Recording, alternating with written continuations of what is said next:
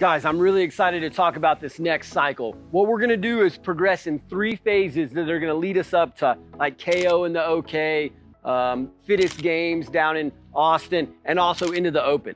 With these 3 phases, we're gonna focus on different kind of sections of our strength training, and then 2 sections of our like endurance and metabolic conditioning.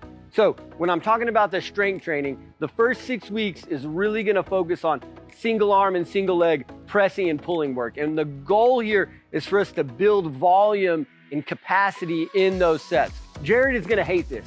So if you go to his class, just know you need to focus on it, stay in good positions, really try to get strong doing some of this stuff, because then it'll lead us into being stronger when we start doing the funner, like Olympic lifting and the heavy lifting stuff down the road. So that's gonna be phase 1. Phase 2 of the strength training, you'll see a bunch of grindy 5 and 1 rep max type stuff. So think of more of like 5 sets of 5 protocol with the squats and presses and deadlifts and things. And then the third phase of strength training is gonna be more of your Olympic lifting movements. We will be adding in some gymnastics density and volume in that later cycle, phase 3. Now with the metabolic conditioning work, the first 12 weeks, we're really gonna focus on some steady state training. And this next week when we test it, we're testing rowing with a cap, a stroke rate cap on it, and then also a Metcon with a heart rate cap on it.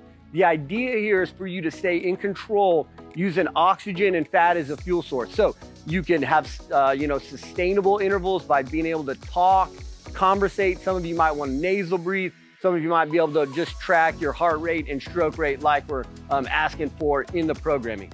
After those 12 weeks, we will do like an anaerobic peak that'll lead us into the competition.